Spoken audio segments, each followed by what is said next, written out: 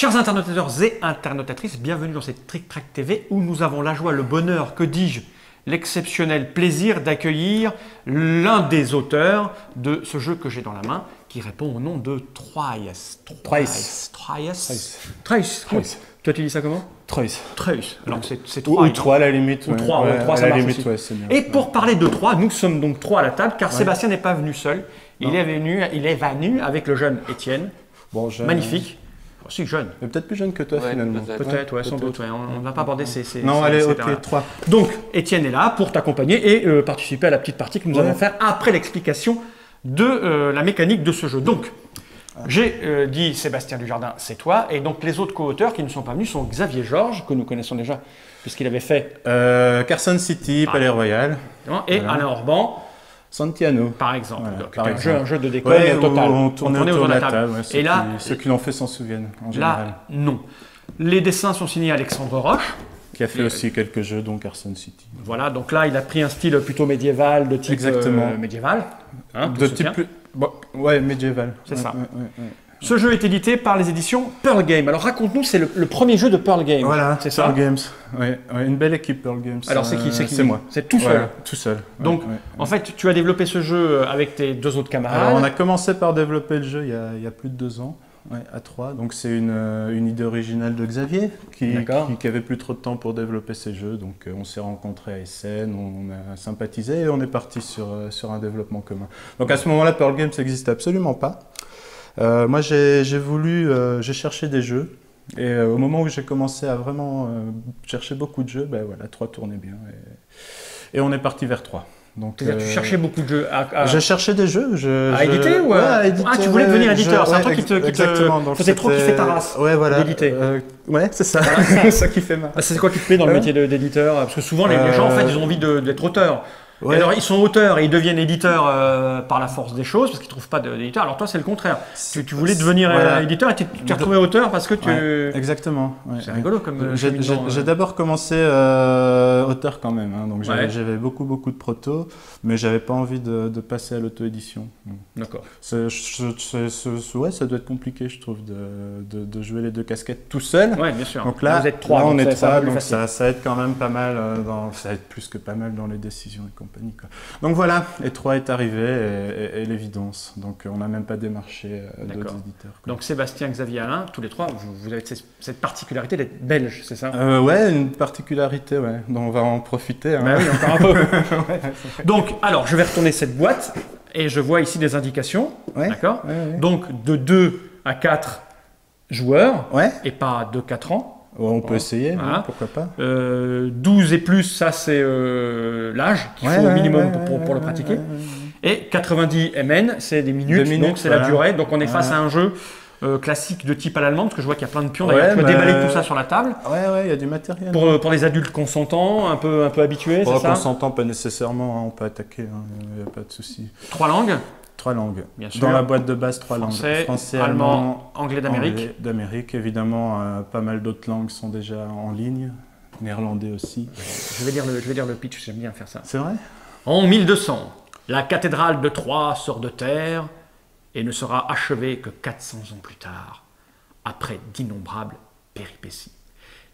Tu sais que nous sommes à Orléans? Vous êtes passé voir la cathédrale? C'est par là. Non, pas encore. Parce que c'est aussi... mais 3 c'est par là. 3 est par là, mais la cathédrale d'Orléans est par ici. Elle a exactement le même problème. Ils ont mis 400 ans à la construire. Elle est terminée celle-là. Et non, justement. En fait, si elle est terminée, mais depuis qu'ils l'ont achevée, ils tournent autour. C'est-à-dire que moi j'habite la ville depuis un peu plus de 30 ans et il y a toujours des travaux qui tournent. C'est-à-dire qu'ils rénovent la cathédrale, tu vois, là comme ça. Une fois qu'ils ont rénové, ils avancent de quelques mètres, ils rénovent, ils avancent, et au bout de 25 ans, ils arrivent à l'autre bout et ils rénovent. Donc tu as un côté blanc et un côté noir. C'est ça, c'est exactement ça, c'est incroyable. On a le même problème. Ça, c'était le côté culturel de la Trick Track TV. On peut encore en faire, non? Non. Bon, d'accord. Non, on va passer à l'expression. Je vais poser cette boîte par devers moi et je vais faire un truc quand même important. J'en ai extrait les règles, quand même, pour qu'on montre aux gens un peu à quoi ça correspond.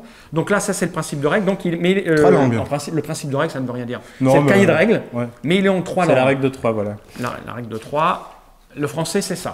8 pages. Donc, c'est 8 pages. 8 pages. Alors, c'est les pages, du dessin, hein, c'est quasiment super illustré à mort. On est bien d'accord. Tu as du dessin, oui. Voilà, je vais tourner un petit peu. Voilà, il y a Ok. Et il y a des aides de jeu. Bon, il y a une pour nous, la française. L'avantage, c'est que je suis là, donc... on n'en a pas besoin. Non. Ça, oui, peut-être. Oui, la française. Ouais, on va la garder. On va la garder comme ça. Et ça, je ne mets pas devant moi. Disons que ça explique toutes les cartes qui vont arriver. Et comme je suis là pour vous les expliquer, il n'y a pas besoin. Mais sinon, il y a on va la mettre comme ça, elle est hors champ et c'est moins moche. Alors, je t'écoute, Sébastien, trêve de plaisanterie. Comment fonctionne ce jeu qui semble, ma foi, très bon, puisque moi, tu sais, dès qu'il y a des cartes, des trucs en bois et des cases… Ça te dérange pas trop? On va voir, je compte sur toi pour m'expliquer. Le pitch, tu l'as lancé, c'est bien. Donc, on est en 1200. On a un chantier là de la cathédrale qui vient de se lancer. Et donc, on va chacun jouer le rôle d'une riche famille champenoise. Et on va pendant 400 ans. Faudra s'accrocher, c'est assez long. On va construire, j'ai dit 400 ans en plus. Oui. C'est pas grave. On va construire la cathédrale et on va participer au développement de la ville. Ce qui est important, ma foi. Ma foi, oui. La cathédrale, c'est important, mais c'est pas que ça, parce qu'il y a aussi moyen il faut aussi sauver la peau de la ville. Hein, donc, vous verrez qu'il y a des événements, il y a plein de choses. Donc, je vais commencer par le commencement. Donc, on va construire la ville, on va participer à son essor. Et le jeu est basé sur le fait qu'il y avait 3 ordres dans la population. Il y avait des militaires, des civils et des religieux. Oui. Et oui. La vie, voilà. Bon, il y en a peut-être un peu plus maintenant, mais à ce temps-là, c'était encore plus marqué que maintenant. Et donc, dans le jeu, il y a 3 couleurs. Il y a du blanc, du rouge et du jaune.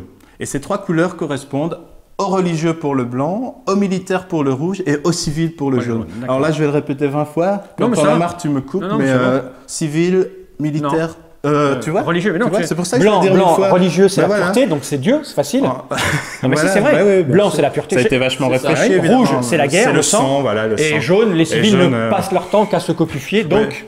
Oui, il n'y avait pas de chinois à ce temps-là. C'est facile de se souvenir. À Orléans, il n'y avait pas de chinois. C'est 3, c'est pas Orléans. Oui, non, mais c'est pareil. C'est pareil. Non, les chinois sont venus bien plus tard. Moi, j'imagine que tu connais mieux la culture orléanaise. À fond, je suis à fond avec la culture orléanaise. Donc voilà. Donc il y a ces 3 couleurs qui vont être représentées sur les cartes, qui vont être représentées sur nos amis les dés, qui vont être représentées ici sur les autres cartes. Alors, j'ai gagné un peu de temps. J'ai installé les personnages de chaque joueur, donc on a chacun une couleur. Parce que tu as gagné du temps, d'habitude ça se met en place. Alors voilà, on a une phase de placement initial qui est rapide. Le premier joueur, là c'est moi, place un habitant, on va les appeler habitants. Il en place un, tu en places un, puis on repasse dans l'autre sens parce que j'ai été premier joueur, j'ai eu un petit avantage, tu en places un deuxième, ainsi de suite. D'accord. Et on arrive à ça, et on arrive à ça. Alors quand on joue à 3, on en place 5 chacun. Quand on joue à 4, on en place que 4. Quand on joue à 2, on en place 6. D'accord. Et on va remplir les trous qui restent par des joueurs neutres. Par un joueur neutre, ce sont les gris. Alors, il y a les 3 couleurs de nouveau. Donc là, on a l'évêché qui est religieux. Ça veut dire que le joueur bleu a 3 religieux, que le joueur vert a un religieux et que moi j'en ai un. Et que le joueur gris a un religieux. D'accord. Même chose au Palais des Comptes. Il y a 2 habitants militaires pour le joueur gris, 2 habitants militaires pour le vert, ainsi de suite. Et même chose pour les civils à l'hôtel de ville. Donc ça, c'est le placement initial. Ça prend 2 minutes, mais on les a gagnés. Donc, à partir de là, on commence le tour de jeu. Donc, il y a des petites têtes de jeu. Voilà, tu la retournes et tu auras les phases en français. Donc, à partir de là, comme on est 3, on va faire 5 tours de jeu qui reprennent les 6 phases que tu as sur ton aide de jeu. Bon, évidemment, il y a 5 parmi les 6 qui sont hyper rapides et il y a une phase d'action où là, on va jouer. D'accord. Alors, on va commencer par la phase 0, apparition des cartes activités. Donc, vous avez les fameuses cartes de couleurs dont je vous ai déjà parlé, qui sont des cartes activités. Et on va commencer par en retourner. Il connaît le jeu, c'est merveilleux. On en retourne une à chaque premier tour. Pareil, tu les as placées de manière aléatoire. Alors voilà, j'en ai 27, donc il y en a 9 de chaque couleur, ce qui veut dire qu'à chaque partie, vous aurez une configuration tout à fait différente. Alors, au premier tour, on va retourner le niveau 1 de chaque couleur. Et tu les as eu où? C'est parce que là, je vois du 1, du 3 et du 1. Ouais, non, là, je les ai mises pour montrer qu'il y en avait d'autres. Celles-là, on s'en sert plus, elles sont dans la boîte. Il y a effectivement des niveaux derrière, ça veut dire que là, je mets du niveau 1, là, je mets du niveau 2, là, je mets du niveau 3. Mais au hasard dans le niveau 3, au hasard dans le niveau 3. Voilà, exactement. C'est compris. Alors, niveau 1 au premier tour, niveau 2 au deuxième tour, niveau 3 au troisième tour et au tour 4 et 5, on va jouer avec les 9 cartes qui ont été… C'est pour ça que j'ai mis phase 0, c'est parce que c'est une phase qui se joue que 3 fois, quel que soit le nombre de joueurs. Donc, on a fait apparaître les cartes d'activité. Évidemment, j'expliquerai leurs effets plus tard. Ensuite, on va gagner un revenu. Normal. Normal, écoute. Revenu fixe. de 10 deniers. J'en profite pour vous distribuer vos 5 deniers. Ça, c'est les 5 deniers Donc du début de partie. Voilà, on a 5 deniers de début de partie. Bon, j'ai pas dépunché mes pièces pour la simple et bonne raison qu'elles n'étaient pas pré-dépunchées. Donc le cutter... Ah oui, parce que c'est une des premières boîtes qui existe. C'est la toute première boîte qui existe. J'en ai pas vu d'autres. J'espère qu'ils m'ont pas fait de blague. Hein. Donc ça c'est pas les pièces du jeu, c'en est d'autres. Ça, c'est un autre jeu. Il y en a sûrement beaucoup qui vont reconnaître. Hein. Donc voilà.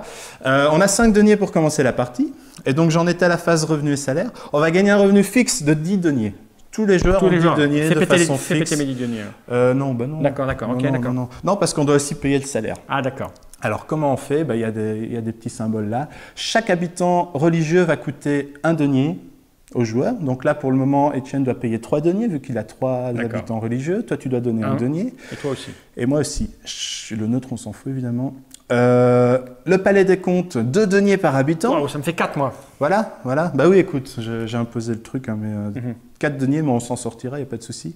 Et là, c'est gratuit. Les civils, c'est gratuit. Donc, quand je ne t'ai pas donné 10, c'est parce qu'on on réfléchit, on fait le calcul. Voilà, donc, le bleu, il a 3, il a 10 moins 5, ça fait 5. On va donner, voilà.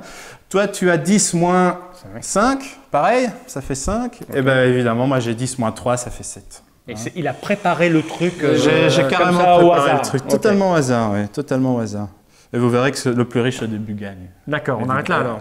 Ben non, on va jouer, c'est gai quand même. Donc voilà, ça c'est la phase de revenu et salaire. Phase de rassemblement des forces, c'est là qu'on commence à s'amuser.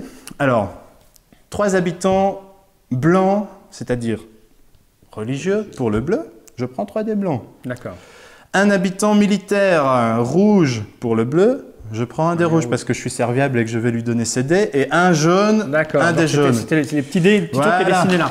Alors, voilà, exactement. Donc, un habitant permet de lancer un dé de la même couleur. Donc, toi, tu es sur un habitant religieux, un habitant militaire, 2 militaires et 2 civils. Tu prends tes dés. Et moi, je suis sur 1, 1 et 3. Je prends mes dés. Chacun les lance sur son coin de table. Alors chacun fait, voilà. Bon, c'est l'explication des règles, on refera un début de partie vu qu'on n'a pas eu de placement. Mais c'est toujours plus simple de faire ça pour expliquer les règles. Et voilà, on a chacun son quartier. Moi je suis vert là, d'accord. Toi tu es vert, tu as ton quartier de la Grand Place. Mais je crois qu'on pouvait jouer qu'à 4.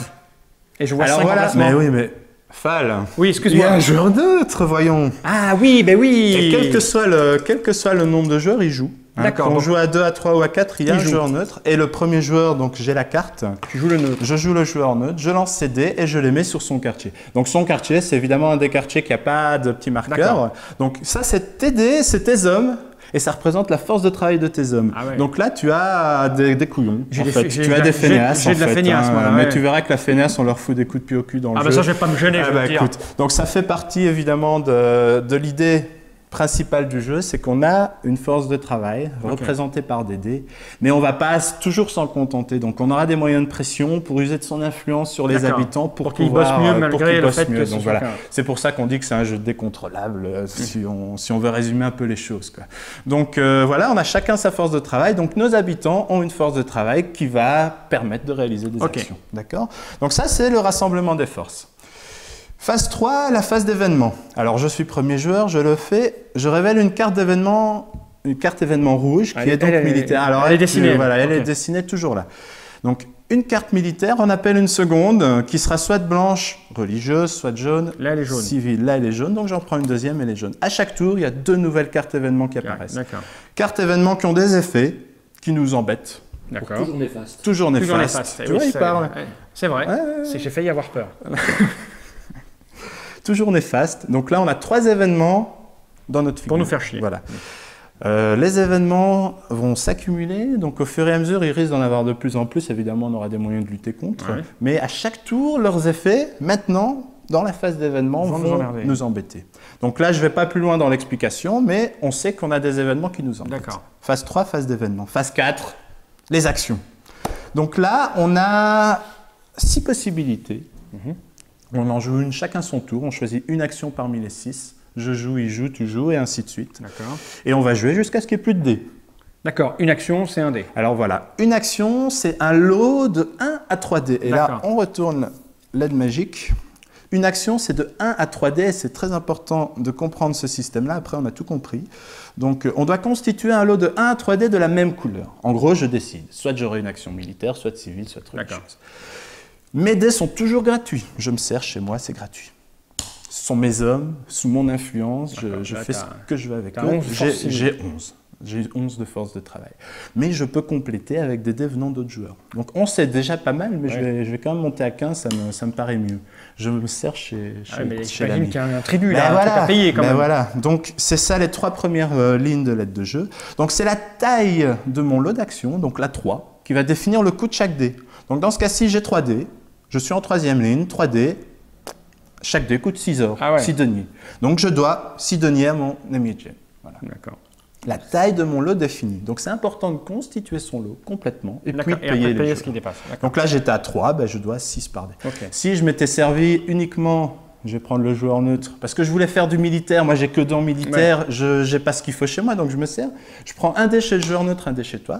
Donc je suis sur la 2e ligne. Je dois 4 deniers à la banque. Et 4 à moi. Et 4 à toi. Simple, efficace. Voilà. Simple, et ça permet d'éviter de se faire tout piquer, parce que si je prends 3 dés à 3 autres, ça fait 18. Donc voilà, il y a un équilibre qui se fait. Je constitue mon lot. Qu'est-ce que je fais avec son lot? Donc, première étape, je constitue mon lot et je choisis une action.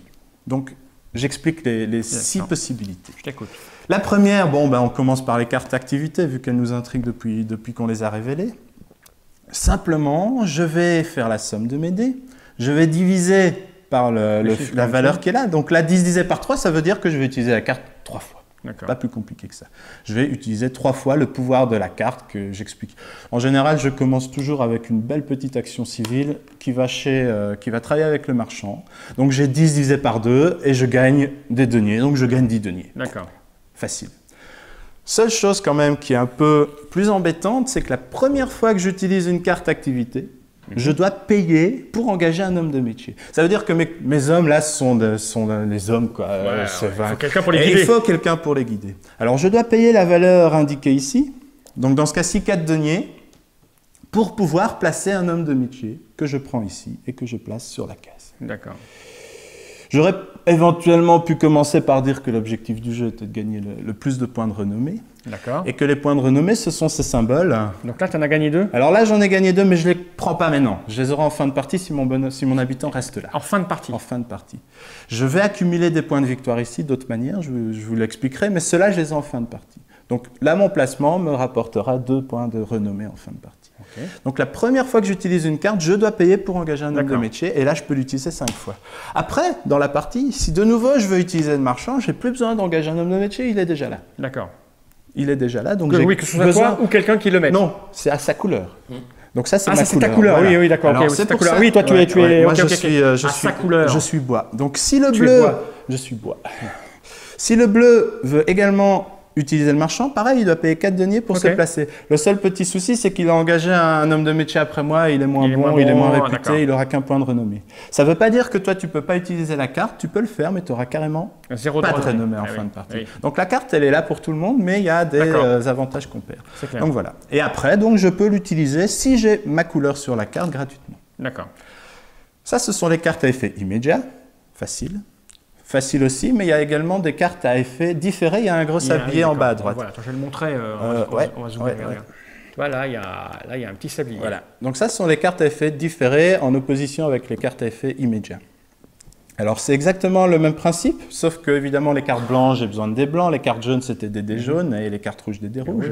Donc, même chose, je vais utiliser des dés blancs, de 1 à 3, je répète. Donc, pas possible de faire un lot de 4. La G12 divisé par 3. Ça veut dire que je vais placer 4 cubes sur la carte. Je vais placer 4 cubes sur la carte. Il n'y a pas besoin d'un homme de métier là, si, quand même. Si, il y a besoin d'un homme de métier. T'aurais mis un bonhomme de métier. Je le fais après parce que je suis un peu comme ça, moi. Et j'ai payé, mais j'ai plus d'argent, mais c'est l'explication, donc voilà. C'est mon tour, son métier. Ouais, c'est CD, voilà, vous vous projetez dans la peau d'Étienne, dans sa couleur. Donc là, j'ai mis 4 cubes. Et comme c'est différé, plus tard dans la partie, je pourrais utiliser l'un des cubes pour bénéficier de l'effet. Simplement.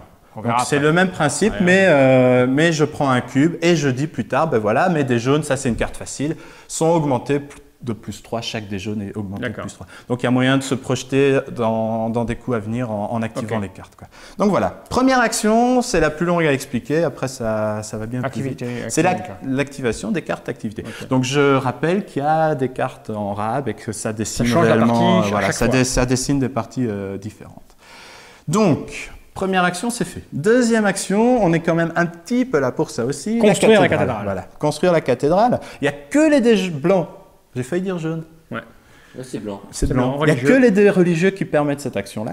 Alors là, on va de nouveau constituer un lot 1 à 3 dés. Hein, normal. Donc là, j'ai pris 3 parce que c'est lui qui joue de nouveau. Hein, voilà. Il est malin, il aurait pris 3. Voilà. Alors, il a pris 2, 5, 5. Ben, il va le faire. Hein. Il va placer 2 cubes sur la colonne 5 et 1 cube sur la colonne 2. Donc là, on ne peut pas faire beaucoup plus simple. Hein. Il y a une seule règle de construction, c'est qu'il ne peut pas se mettre au niveau 2. Si le niveau 1, en gros, on construit de base en haut. C'est normal. Voilà. Sinon, ça ne tient pas. Ben non. Voilà. Oui. Donc voilà, il a placé 3 cubes, simplement. S'il avait mis que 2 dés, il aurait mis que 2 cubes. Alors là, on a une récompense immédiate. Si on a placé 1, 2 ou 3, on gagne 1 point d'influence et 1 point de victoire. Les points d'influence, c'est la petite échelle qui est en haut. Il gagne 1 point d'influence. Ce ne sont pas des points de victoire. Grâce à ça, là l'influence, c'est le petit drapeau. D'accord. Voilà, ce n'est pas les points de victoire, c'est des points d'influence. D'accord. On a peut-être déjà fait lien avec l'influence et le fait d'augmenter la valeur de ces dés. J'y viendrai juste après. Et 1 point de victoire. Donc ça, c'est les symboles. Et ça, il le prend immédiatement en face cachée devant lui. D'accord. S'il se place en 4, 5, 6, au lieu d'1 point d'influence, il a 2 points d'influence. Donc là, il en a 4. Donc là, il en a 4 plus 1. Ça veut dire qu'il a eu un coup à 5 points d'influence et 3 points de victoire. Le maximum est à 20, ça a l'air Alors, on ne peut pas aller au-delà de 20. C'est rare d'aller à 20, mais on ne peut pas aller au-delà de 20. Parce que l'influence, on s'en servira de façon très active pendant la partie. Donc ça, c'est la deuxième action, c'est construire la cathédrale. Troisième action. Les événements. Lutter contre les événements. Oui, parce que ceux-là, si on les laisse, comme je l'ai dit, à chaque tour, ça nous emmerde. Voilà. C'est ça. Ouais. Moi, j'ai le droit de dire des Moi, j'ai pas le droit. Voilà, ça nous emmerde. Ah merde. Cette vidéo ne sera pas montée. Ah zut. Vous faites pas des clats? Non, jamais. Bon, voilà.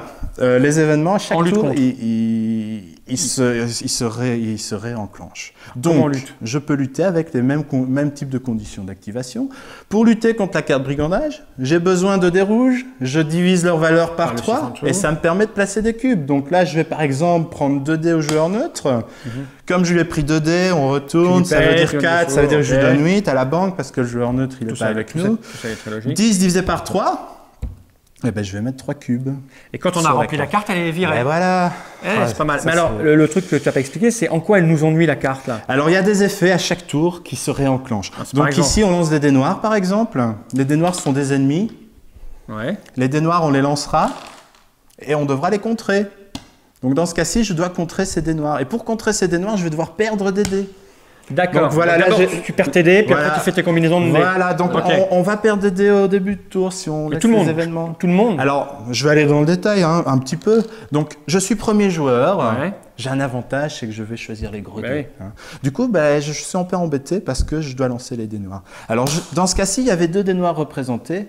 Donc là, on fait un petit flashback. On est dans la phase d'événement, d'accord. Donc, j'ai lancé 2 dés noirs. Alors, mon rôle de premier joueur, c'est de lutter contre le plus grand des dés noirs. Et toi avec le plus petit. Et lui, voilà. Et moi, je vais lutter le 5 et je vais lui donner le 4. Alors là, il y a que 2 dés, toi, tu t'en laves les mains. S'il y a 3 dés, ça arrive à toi. D'accord, ok, c'est clair. S'il y en a 4 c'est peut-être de nouveau pour moi. Par contre, je peux lutter contre 2 dés. Alors pourquoi j'aurais envie de lutter contre 2 dés? Tu vas me dire, alors que ça l'aide. C'est parce que chaque dé noir va aussi me rapporter un point d'influence. D'accord. Et comme l'influence est essentielle, ça nous arrive souvent d'aider l'autre parce qu'on considère que ça nous avantage un peu plus. Donc voilà, pour répondre à ta question, pourquoi lutter contre les événements? Parce qu'ils nous embêtent à chaque tour. Là, par exemple, c'est lancer un dé noir. Là, c'est un autre effet. J'imagine que ça va nous coûter 1 d'argent de plus pour poser des bonhommes à la cathédrale. Non, c'est pas ça, mais c'est pas grave, c'est bien tenté. Chaque habitant qu'on a là, à l'hôtel de ville, c'est jaune, nous coûte un denier. Donc là, le joueur bois, voilà, c'est ça. Le joueur bois, donc moi, je dois payer 3 deniers. D'accord. Bon, la première fois que la carte apparaît, elle apparaît. Mais après, si je me reprends l'effet, c'est de ma faute. Oui, bien sûr. D'accord. Alors, lutter contre les événements, comme je l'ai dit, on divise la valeur par 3 dans ce cas-ci. Je peux mettre 3 cubes. Alors, il y a des petits drapeaux d'influence. Ça veut dire que chaque cube a un point d'influence. D'accord, donc c'est intéressant de lutter quand même. C'est toujours... Ah bah oui, et en plus, hein, je vais me remettre dans la peau d'Etienne, j'adore ça. Mais c'est vrai qu'il a un physique super impressionnant. Non, sa peau. Sa peau est bien, oui. Donc voilà. Hein. Ah, il avait un 4, merveilleux. Il joue, il met le dernier cube du brigandage. Il y avait 4 emplacements. Eh ben, ça veut dire que la carte, comme tu l'as dit, est contrée. Et on a des récompenses. Le joueur qui est majoritaire gagne 3, le joueur qui est second mais instantané, gagne... il les prend. Alors là, c'est instantané de nouveau. Voilà, c'est instantané. Et la carte, elle va chez le joueur majoritaire. Donc je la prends face cachée, devant moi. Les points sont secrets? Et les points sont secrets, exactement. Oui. Les points sont secrets. Donc ça, c'était la deuxième possibilité, lutter contre les événements. Et tu décales. Et je décale. Et on les résout toujours de gauche vers la droite. Et il y a le maraudage qui sera toujours présent, qui permet... Enfin, on peut lutter avec les 3 couleurs, soit rouge, soit jaune, soit blanc. On mélange toujours pas les couleurs, hein, quand je fais une action, c'est l'un ou l'autre, mais on peut lutter avec les 3 couleurs. Et alors, en fait, quand c'est plein, Alors, dès que c'est plein, je vide immédiatement. Voilà, donc, tu vides, tu gagnes tes points de machin, tes trucs, mais elle est toujours là, elle est revenue instantanément. Les points d'influence, on les gagne instantanément à la pose du cube, hein, c'est pour ça qu'on cache le... Voilà, et si elle est totalement contrée, ben, je gagne les points de victoire. Ok, c'est réglé. Petit détail, si je suis majoritaire seul, je fais un coup d'éclat, je gagne les 2 rangs, donc c'est toujours intéressant, je gagne... 2 plus 1, ça fait 3 dans ce cas-ci. Donc ça, c'est la possibilité de lutter contre les événements. Et les événements peuvent déborder du plateau. Ah bah oui, si on est là, il n'y a pas de limite. Il n'y a pas de limite. C'est rare, hein, mais ça arrive. Donc il faut faire gaffe. Bon, on a des récompenses, hein, en général. On va les chercher. On va les chercher. Alors, 4e possibilité d'action. Bon, là, on s'est placé, on l'a même pas fait. Hein. Bon, y a eu un placement initial. Ce serait vraiment pas rigolo si on lançait toujours la même dé. Donc là, on va pouvoir se replacer en ville sur les 3 bâtiments principaux. D'accord. Alors là, on va utiliser un seul dé. Je vais faire un exemple. Je vais une fois me mettre dans ta peau. Hein. Ouais, c'est bien, tu vois, c'est très agréable. Ouais, je me doute.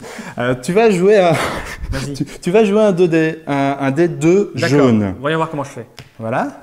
Tu vas donc le jouer sur l'hôtel de ville. D'accord. Alors le 2 jaune va te permettre de te placer sur la ligne désignée, donc la ligne 2 qui est ici. Et je vire. Et tu vas venir pousser.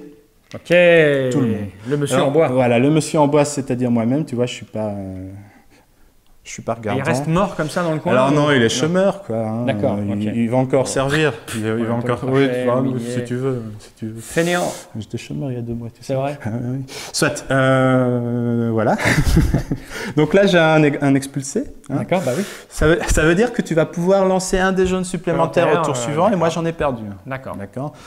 Tu n'as fait que ça à ton tour. Hein. Donc, on ne fait qu'une fois, ça. Placer un habitant, c'est 1. Ah, tu peux. Tu le fais une fois. C'est un seul dé. D'accord. C'est un seul dé. Donc, si tu choisis cette action-là, tu prends un dé et tu te places. Alors là, tu as poussé une ligne. Au palais des comptes, il n'y a qu'une place par dé. Donc, si tu prends un 1, tu vas virer le joueur neutre. Il n'y a qu'une place par dé à ce niveau-là. Et tu vas te placer avec le vert. Voilà, tu vas te placer en 1. Là, c'est le joueur neutre qui s'est fait expulser.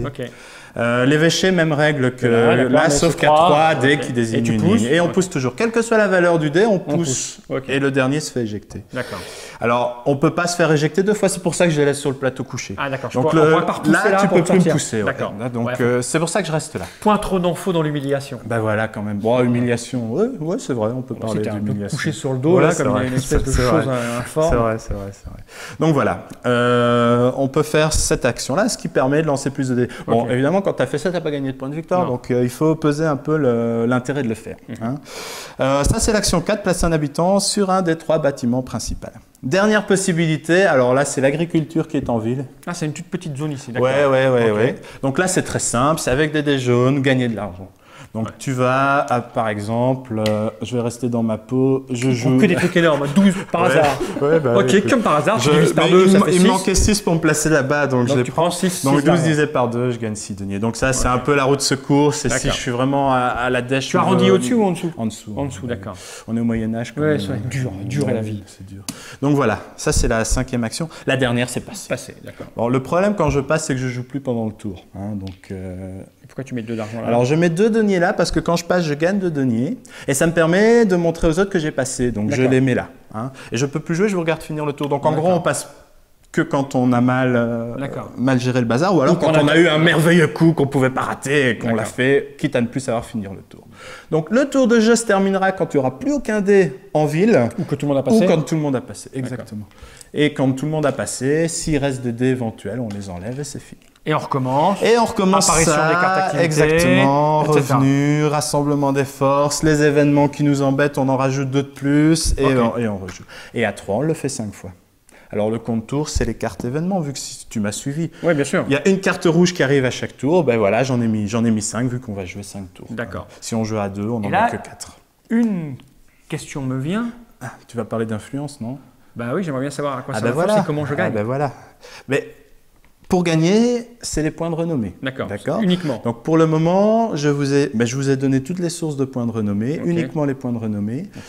On gagne des points de renommée en se plaçant sur les cartes activités, on gagne des points de renommée en construisant la cathédrale et on gagnera des points de renommée sur un décompte final que j'expliquerai d'ici 2 minutes 20 en général. Voilà.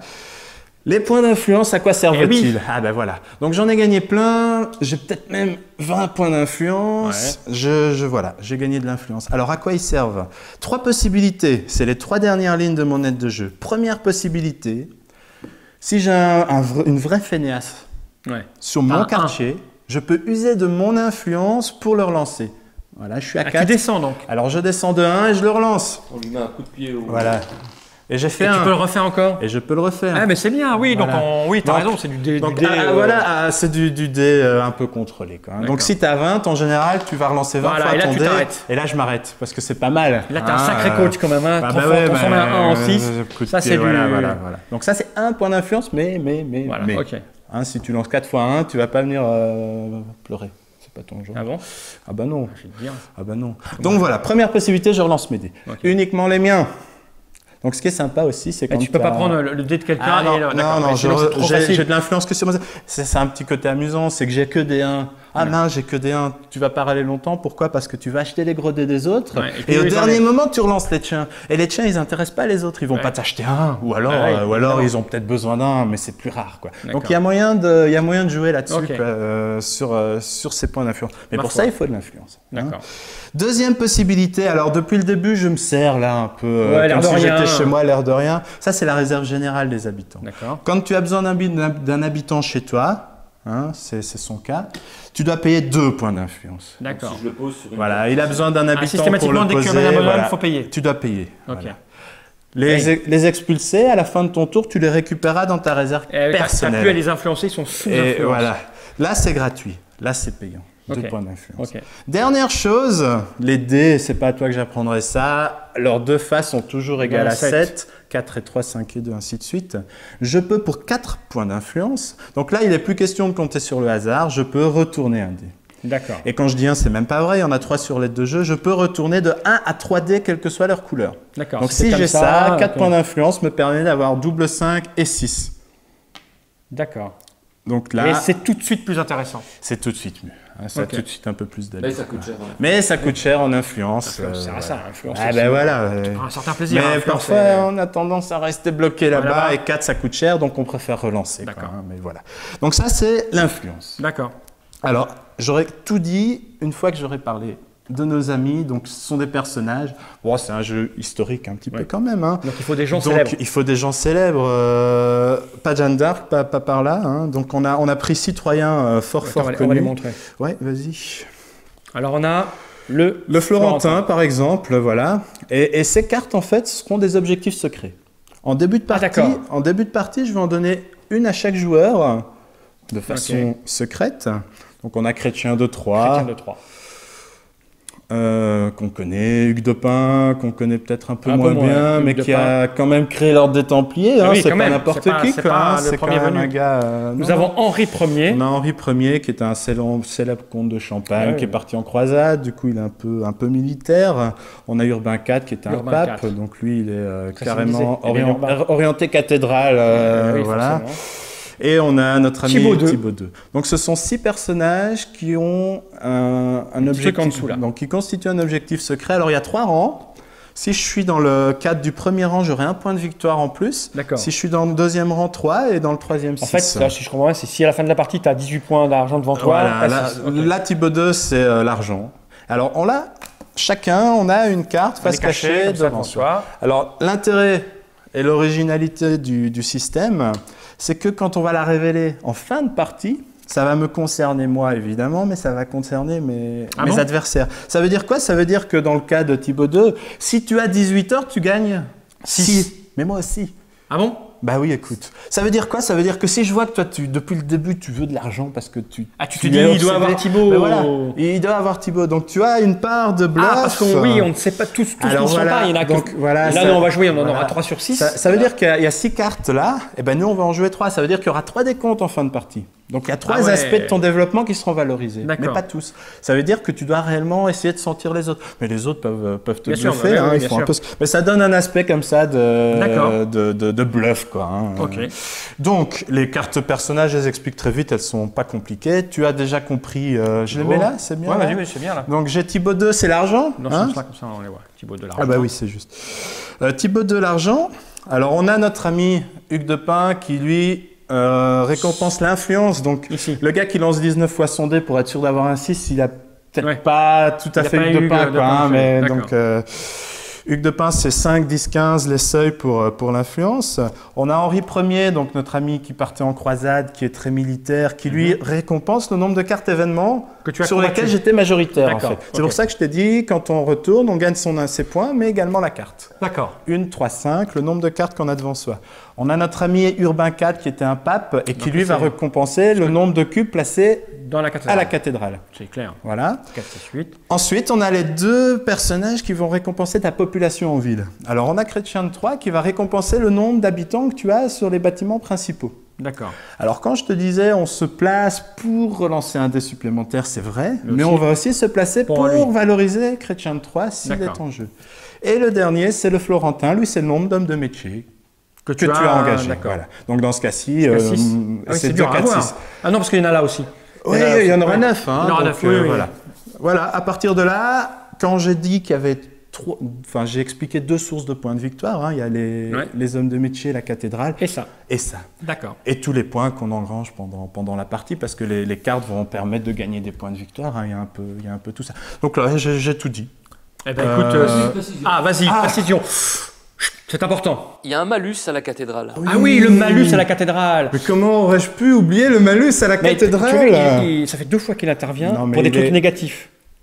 Ah ouais, moi j'aurais... 2 fois qu'il intervient pour des trucs négatifs. Moi je mettais en avant la justesse de ses interventions. Ouais, non, mais moi j'ai remarqué que c'était quand c'est négatif, ça le... De là, fouiller son enfance. Non, vas-y, explique-nous, c'est -2. Alors simplement, un joueur qui n'est pas présent sur une ligne perd 2 points en fin de partie. Donc il faut au moins aller... Il faut y penser. Bon, on n'est pas obligé, hein, mais c'est pas dramatique de ne pas les avoir, parce que si on les prend pas, c'est qu'on les prend ailleurs. Mais voilà. Ouais, enfin quand même. Donc voilà. Là on a tout vu. Et là on a tout vu. Étienne, t'es sûr? Sûr? Même un truc positif? Non, tout est fait. Ok. Voilà. Eh bien écoute, je vais remontrer cette boîte magnifique. Magnifique, oh là là, tu me fais plaisir. Bon, c'est un peu mon travail, tu sais. Ah d'accord. Je dis pas forcément tout ce que je pense. Je me doute. Oh, tu sais très que je connais un peu. Hein. Bon, donc voici c'était 3, donc présenté par Sébastien, Monsieur Seb Duge. Seb Duge, ouais, pour les quelques internotateurs. Avec Xavier Georges et Alain Orban. Ce que je vous propose, c'est de faire une petite partie. C'est vrai? Oui, génial. mais juste après ça.